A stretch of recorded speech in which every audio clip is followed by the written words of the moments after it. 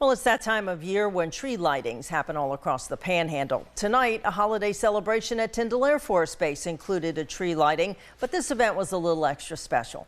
News 13's Alex Schley was there. She's live in our studios now. Alex, this is the first time since Hurricane Michael devastated the base that the tree lighting has been held.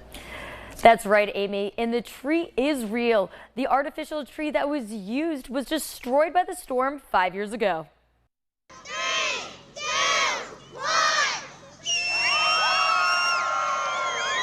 For those who call Tyndall Air Force Base home, not only does the tree lighting ceremony mark the start of the holiday season, but it also is a beacon of hope for the base's recovery effort. We had a tree like this one before the hurricane, and it wasn't up during the hurricane, but somehow after all the destruction and everything, it wasn't able to be used again. So we're finally back to a normal Christmas tree. Over the past 5 years, crews have been working to rebuild the installation. This year was a huge year for Tyndall Air Force Base, standing up new missions, getting the F-35s here, and continuing to grow. So we're getting new and more airmen in all the time for Tyndall as we continue to grow the base. As the base continues to recover from the past, they also are preparing for the future. As we recover from Hurricane Michael and continue to build new infrastructure and get new families here, we want to make sure that everyone has a chance to share in that community and be a part of something special. In addition to the Christmas tree lighting, there were also a number of other holiday activities. We're making s'mores, we're having hot chocolate,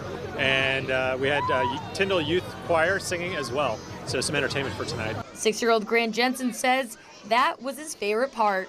When I saw Santa, I was really excited because you get asked him what presents you want.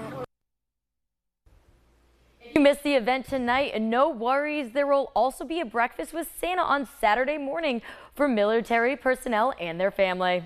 Alex, what happened to the ice skating rink and the snowmaker that was supposed to be there tonight? The event was originally planned for last weekend and had to be rescheduled because of the rain. So unfortunately, they couldn't get the rink and the snow for tonight. But good news is Tyndall says they plan on doing this again next year and making it even bigger and better. Well, it looks like it was a great event all the way around. Thanks, Alex.